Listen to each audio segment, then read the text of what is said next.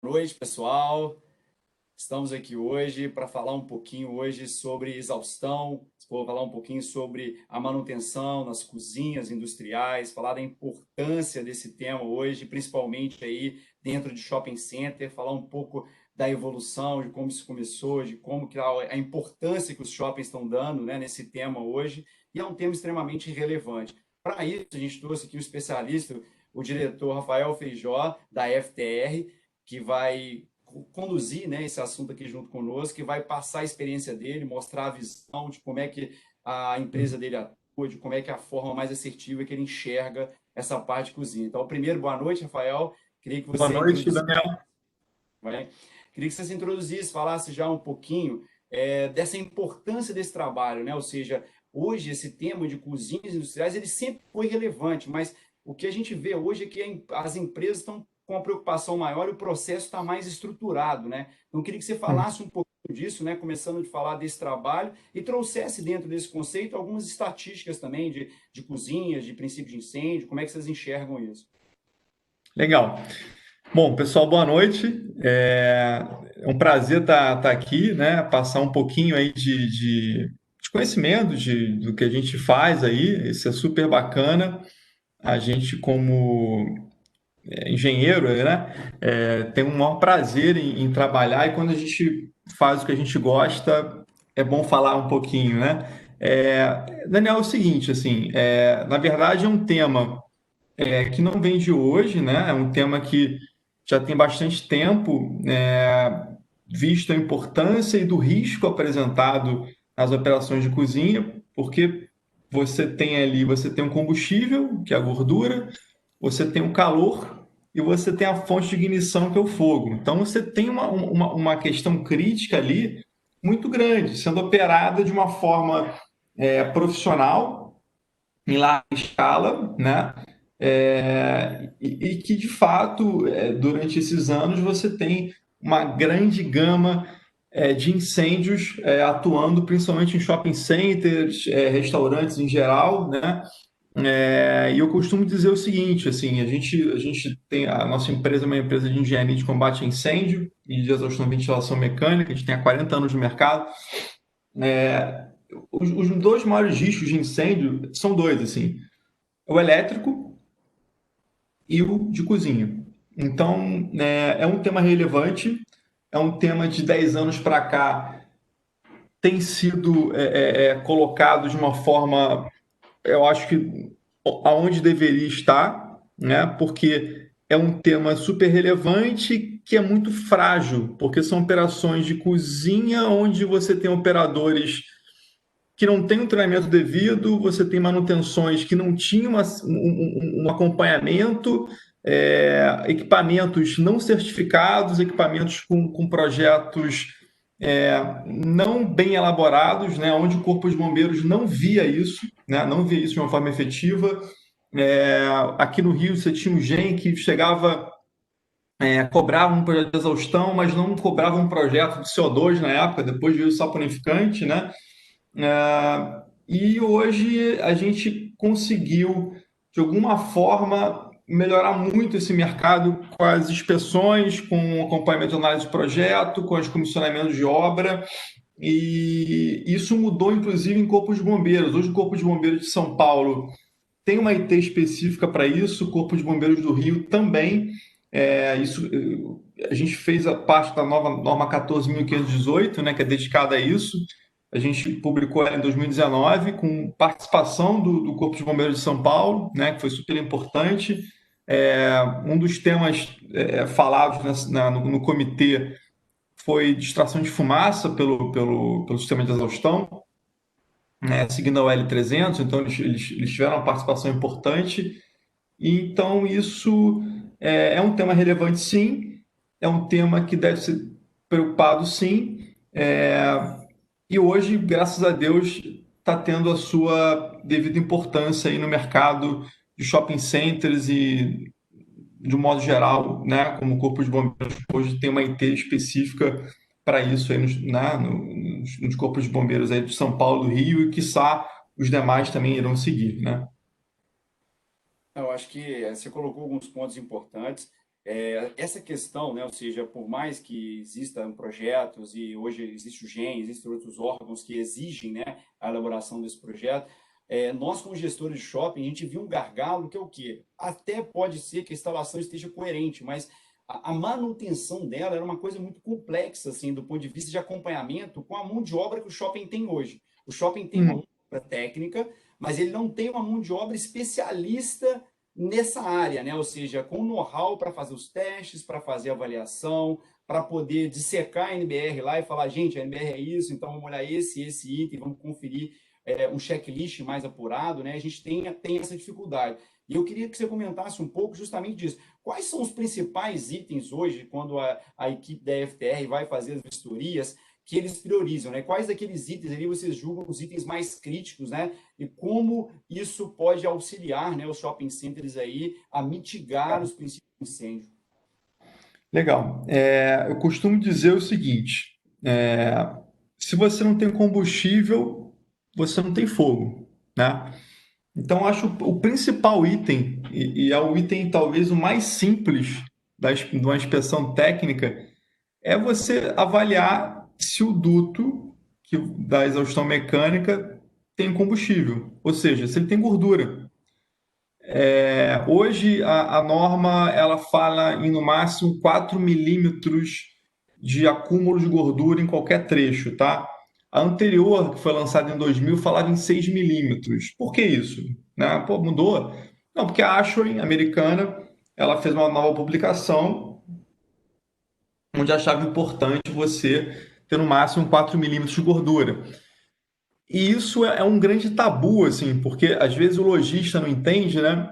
E ele às vezes elogia a empresa. Poxa, o cara vem aqui, de 3 em 3 meses e ele retira aqui, poxa, um balde de 3 quilos de gordura. Olha que beleza, né? Que espetáculo. Isso é uma grande, é uma coisa muito ruim, assim, por quê? Porque você deixa acumular aquele tanto de gordura onde você está com a sua operação em risco, né? Então, hoje você não pode acumular acima de 4 milímetros de gordura. Então, o seu PMOC, ele tem que ser... Tem muita gente que pergunta, né? Poxa, Rafael, qual o período que você recomenda para uma limpeza? Depende, varia. Varia do teu cardápio mesmo, varia do teu bloco de cocção, varia do número de curvas que você tem no teu sistema de exaustão, varia da tua vazão. Então, é uma série de itens que você não tem como mensurar. Como é que você mensura isso? Você mensura iniciando a tua operação, né, com um PMOC agressivo, e aí você vai acompanhando e liberando o seu PMOC. Você limpa com 15 dias, uma de parrilha, Rafael. um broiler. Oi. Não, não, tinha estado uma travadinha aqui, mas agora está tranquilo, É, pode falar. um broiler que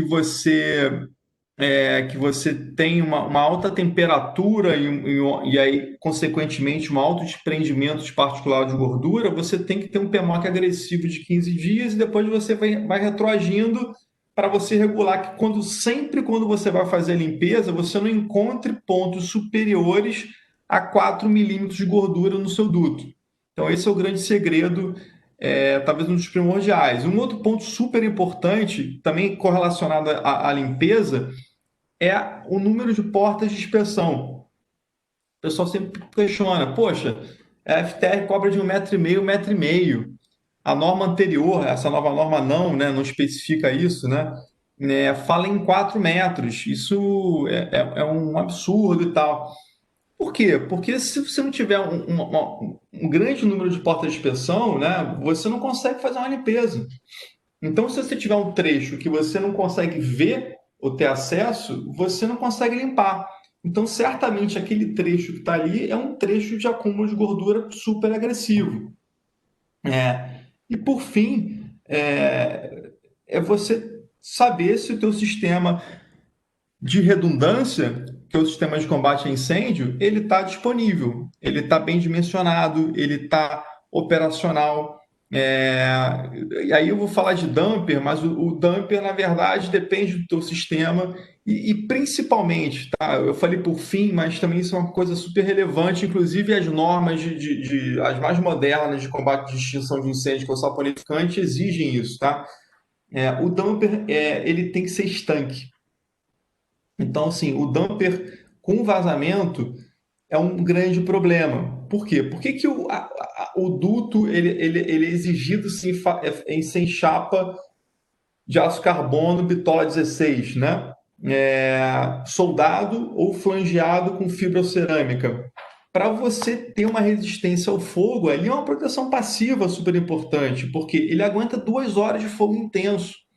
Então, um incêndio dentro desse duto, o qual o combustível é a gordura, ele está controlado. E por isso a importância do isolamento térmico também. Por quê? Porque o incêndio dentro desse duto, por mais que você vá a X graus, 600 graus, 800 graus, ele não irradia calor para um outro elemento combustível, né, que esteja fora ali do duto, e você tem um problema, você perca o controle daquele sinistro, que é o pior cenário que a gente possa ter, né? Então, esses pontos são muito importantes numa inspeção, fora os demais pontos que a gente verifica durante esse trabalho. Não, legal. Eu acho que do ponto que você colocou, a gente já vê cada situação, né? Por exemplo, a gente deparou uma vez uma situação de que a pessoa fez lá a chapa 16, bitola 16 aço carbono, e até um certo trecho. Depois ela passou e colocou chapa galvanizada comum e fez a sucção, né? E às vezes é complicado, porque às vezes ele está em trechos, às vezes de difícil acesso, às vezes shafts ou áreas que não é tão simples você chegar, né?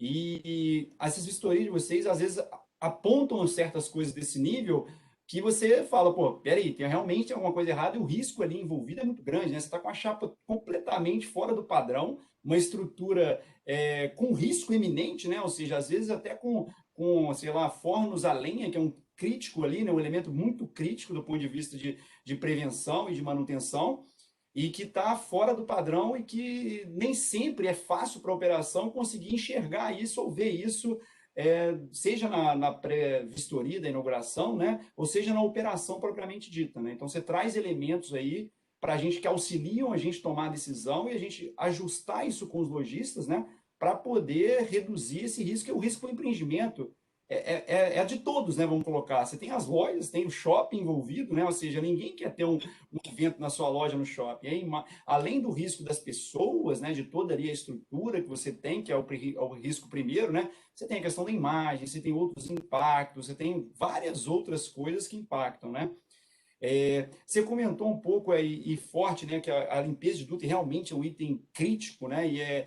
A gente vê aí, infelizmente, tem N empresas no mercado, tem empresas de várias faces, e infelizmente a qualidade de entrega nem sempre é a mesma, né? E a gente Uhum, sabe que todo mundo é pressionado por custo, inclusive os lojistas, né? Então acaba que nem sempre ele toma ali a decisão, né? E eu acho que esse uhum. papel também que você colocou de dar esse feedback para o lojista, para saber se o que ele contratou está sendo entregue também, né? Porque o lojista Sim, acha que é uma auditoria, assim, no sentido de punitiva, mas eu acho que é muito mais puniu, do que cara. isso. Não é isso. Na verdade, é uma ajuda que a gente dá para ele, assim. Porque, o Daniel, eu costumo dizer que às vezes o lojista às vezes, paga uma boa manutenção, né? A empresa é idônea, é séria, mas não sei, às vezes contratou uma equipe que não estava no bom dia, às vezes faltou um equipamento, às vezes faltou tempo, às vezes o profissional não é um bom profissional, todo mundo é passível, e é por isso que é importante, às vezes, a auditoria, porque nisso aí, você dá um check em cima do trabalho daquela pessoa, e o lojista também, ele se sente mais seguro, confortável, inclusive para brigar pelos seus direitos de consumidor, né? Que ele está pagando para uma empresa para fazer um bom trabalho, né? Então, é, na verdade, o nosso trabalho não é punir, né? O nosso trabalho é formar uma cultura de segurança, é ajudar na qualidade do serviço. É, é isso, assim. Até voltando um pouquinho na questão do duto que você falou, uma coisa que é super clássica também, assim, em termos de obra. às vezes o cara está sem tempo, né? Então o que que ele faz? Assim, muito para o final também. Então, às vezes tem um duto, ele não faz a solda contínua, ele ponteia. Isso com o tempo traz vazamentos, né? Uma outra coisa clássica que é menos agressivo que o galvanizado, né? Isso o pessoal utiliza para reduzir custo. Eles botam chapa 18, aço carbono. E aí você vai com a sonda ali, você verifica que a chapa tem menos milímetros do que deveria. Isso e às vezes a pessoa que faz não tem uma noção do problema que ela está gerando, que ela, em vez de ter 2 horas de suportação a um possível sinistro, você reduz ali, eu não tenho essa conta certa, mas possivelmente a 1 hora. Isso pode ser uma conta ali de uma chapa dessa retorcer e passar o incêndio que está ali sendo consumido pelaquela gordura, que é um combustível que está sendo queimado, exaurido combustível. Não, legal. Pegando um pouco o gancho agora de duto, né? Ou seja, logo na conexão do duto a gente tem os elementos filtrantes, né? Que é tão importante quanto toda a especificação do duto, quanto a solda, né? São elementos aí, Uhum. geralmente, principalmente shopping, a gente dá muito com os dois clássicos, que é lavador de gases e filtro eletrostático, né? A manutenção desses elementos, até o lavador de gás assim, é tido como mais simples, mas muitas das vezes até o lojista tem dificuldade de ver, porque ele acha que a bombinha está recirculando, jogando água, né? Recirculando, ali está tudo funcionando. Aí você abre a máquina, o bico está todo entupido, ou seja, não está jogando quase água nenhuma lá dentro, entendeu? E aí você fala, É. gente, e esse trabalho é uma coisa, igual você colocou, é uma coisa rotineira, tem que ser uma continuidade nessa checagem, essa conferência. Não adianta fazer uma coisa pontual e ficar 6 meses para sem fazer, que nesse meio do caminho pode ter acontecido algum problema e você ficar para trás. Pegando o gancho dessa questão do filtro eletrostático e do lavador de gases, a gente vê a tendência dos shoppings a abolir um pouco o filtro eletrostático por questão de manutenção, né? Ou seja, eles entendem ali uma criticidade, um risco maior ao profissional que manuseia esse filtro, né? E tem adotado cada vez mais lavador de gás. Queria que você comentasse um pouquinho desse movimento, ou seja, se é isso mesmo, se o lavador de gases hoje ele é mais usual, ele se aplica a quase todas as situações. E quem tem filtro, né, o que pode ser feito? Ou seja, como é que você pode suavizar essa manutenção também, né? A gente não, simplesmente não pode abolir o filtro eletrostático, né? Sim, claro. É o seguinte, assim, na verdade, a gente está no movimento contrário, né? Há 10 anos atrás, o grande querido dos shoppings era o filtro eletrostático. Por quê? Porque ele era de simples instalação. Era um equipamento que você ligava ali, fazia a junção com os dutos, né? Precisava de um ponto de energia e acabou. O lavador de gases, não, ele já tinha uma questão de ter um ponto de água, um ponto de esgoto. Então, isso para uma operação de shopping dificultava. Mas o que acontece do filtro eletrostático? A manutenção dele é cara. Por quê? Porque as células dele, que você tem aquelas células ali que você separa a gordura para uma elétrica negativa do fluxo, ela dura um ano e meio. E quando você tem que trocar essas células, é quase o preço do próprio filtro, né? O lavador de gases não. Você só realmente faz a regulagem da bomba, você limpa ali os aspersores, né? É uma operação muito mais tranquila. Além do que o filtro ele tem um risco de incêndio maior, né? Por quê? Porque como ele lida com eletricidade, e você tem a questão da gordura, né? É um ponto de ignição muito grande. Então você tinha um número razoável de incêndios em filtros eletrostáticos também. Agora, uma coisa importante a se dizer, né, defendendo o filtro eletrostático, é que a eficiência de filtragem dele é melhor do que o do lavador de gases. Não tem um parâmetro, porque não existe um laboratório hoje eficiente no Brasil, né, até mesmo no mundo, acho que só na Halton que tem um laboratório de medição de particulados, né? Mas é sabido isso, né? E tem um outro problema, é o seguinte: o lavador de gases, muitas empresas, como é que eu vou dizer isso? Que não tem uma expertise técnica tão grande, fabricam. Então, qual a eficiência desse cara? A gente não sabe, né? Mas assim, é uma coisa que a gente não conseguiu chegar ainda. Agora, o que está sendo utilizado hoje como filtro de poluidor, né, é coifa lavadora, né, coifa UV, que é super eficiente, né, e KVE, né, eu acho que a Halton utiliza o KVE, que é um filtro inercial melhorado com a lâmpada UV. Então, esses são os mais eficientes, que inclusive você pega no início da cocção, então você consegue reduzir muito a gordura ali ao longo do duto, né? Então, e cada tipo, uma coisa também importante, cada tipo de filtragem é de acordo, é mais eficiente para o tipo de cocção e temperatura que você vai cozer ali na tua operação, né? Então, você tem três tipos de molécula, a maior que agora de cabeça realmente é 6 microns, alguma coisa assim. Tem a média e tem a pequena. A pequena quase ninguém consegue filtrar. Mas de acordo com a temperatura de operação o desprendimento de molécula, que aí vai depender do que você vai operar ali de comida, né? É mais indicado um tipo de despoluidor, né? Então, assim que mais ou menos funciona. Claro que a gente não tem esse nível todo de criticidade. Para muitas operações, muitos lojistas, a gente não cobra isso também, mas acho que o mercado está cada vez mudando, se aperfeiçoando e melhorando nesse sentido, para a gente poder, inclusive, ter menos custo lá na frente, porque você reduz o teu PMOC. Você com um bom despoluidor, você na ponta, você reduz a tua limpeza nos dutos, né? Você reduz a tua manutenção. Então, aquele PMOC que você confere, os 4 milímetros, teu espaçamento vai ser maior. É uma conta de trás para frente que é um investimento que o lojista está fazendo, né? De um equipamento talvez mais caro, mas muito mais eficiente, né?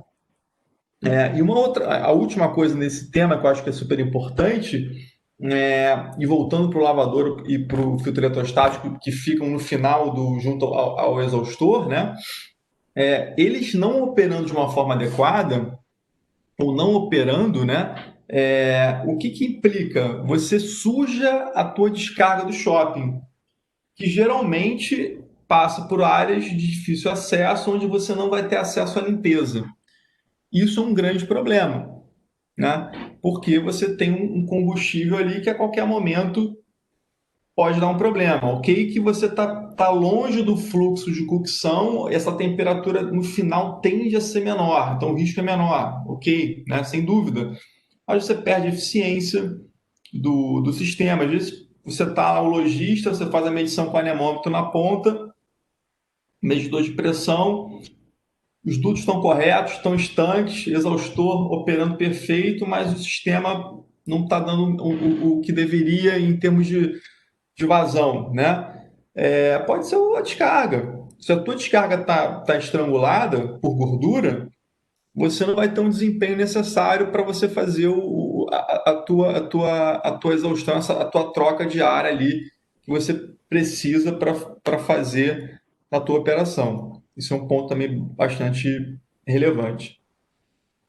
Não, acho que independente, né, do sistema que for adotar, né, seja o sistema de filtragem, independente dele, a manutenção dele é que faz a diferença, né? E a manutenção não é só o equipamento tá ligado, né? Isso que tem que ficar claro, né? Às vezes eu digo, não, mas tá funcionando lá, a luzinha tá ligada, o LED tá ligado, mas às vezes você vai ver o cara retirou os elementos filtrantes, a Exatamente. parte interna não tá funcionando, fala, gente, isso aqui não tá fazendo efeito nenhum, né? Tá ligado, mas né, não tá fazendo efeito. Então, eu acho que esse acompanhamento que faz a diferença também de conseguir ser mais assertivo.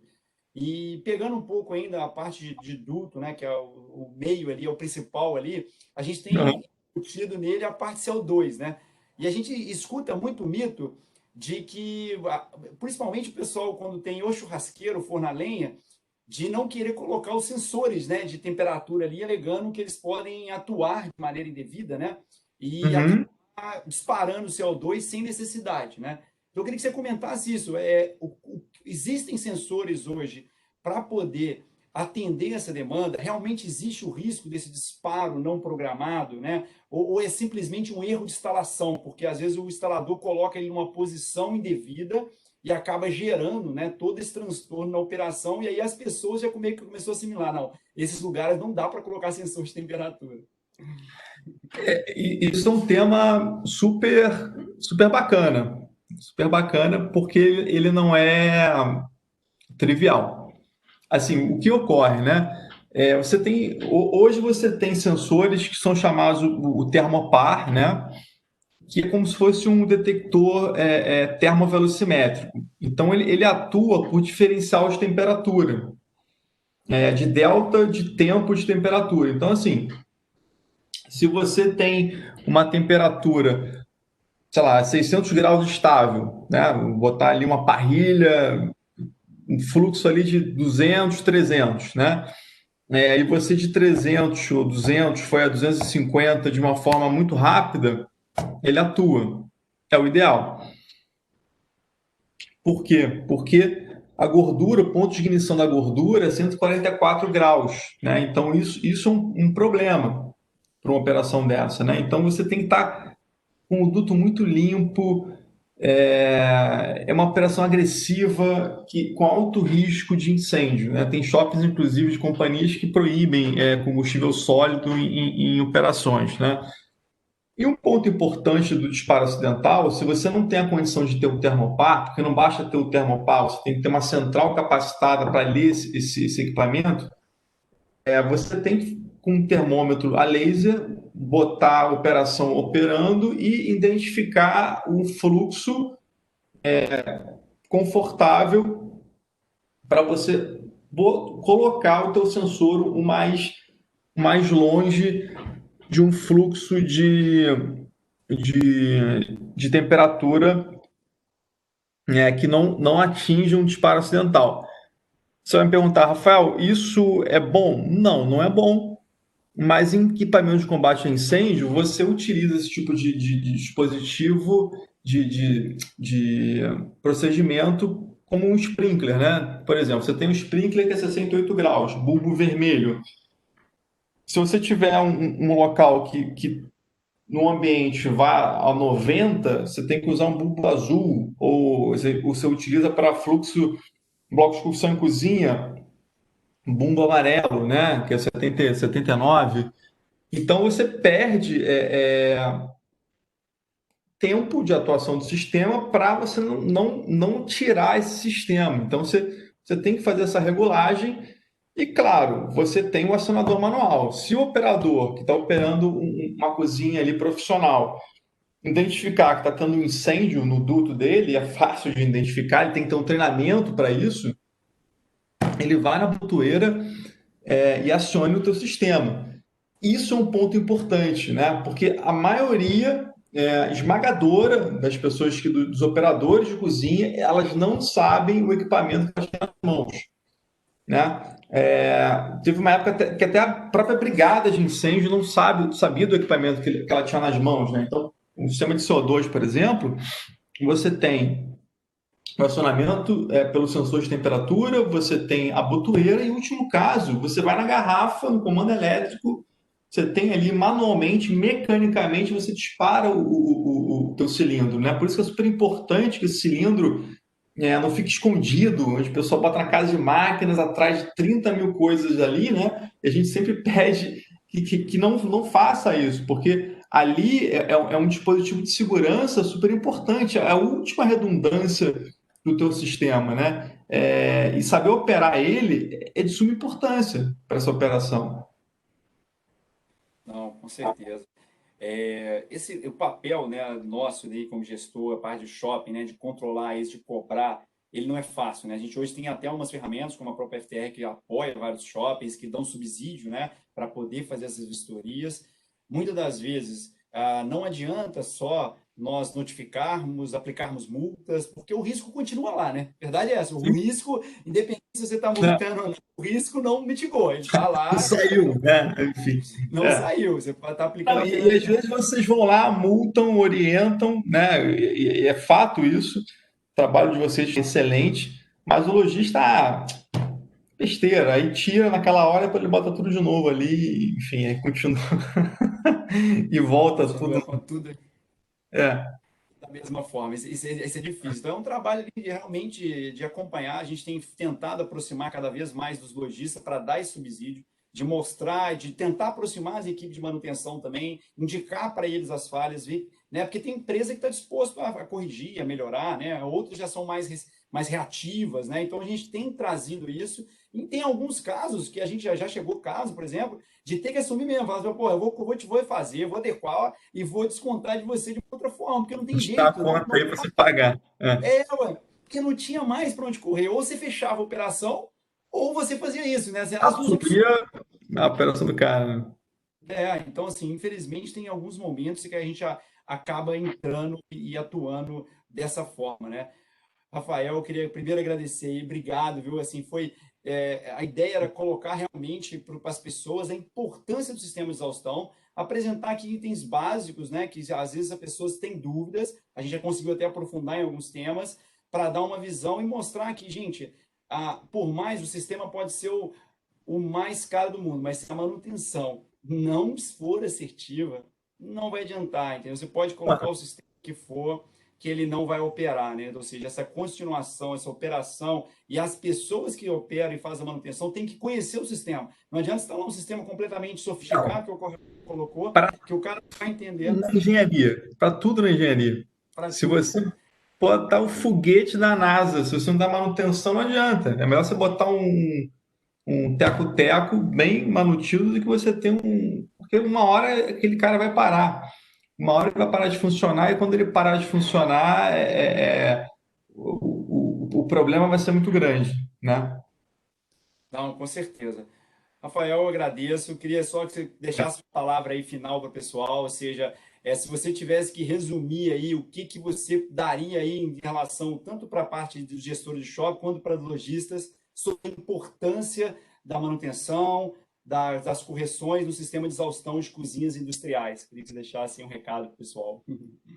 Gente, é um sistema que é fácil de você fazer a manutenção, mas que tem uma importância enorme, né? Você lida com vidas, você lida com não só a tua operação, mas as demais. E a tua operação, se tiver um incêndio, né?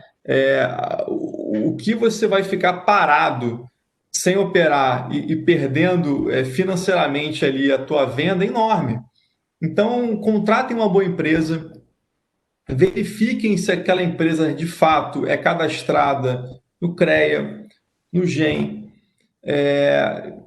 entenda, peça um relatório fotográfico do que está sendo feito,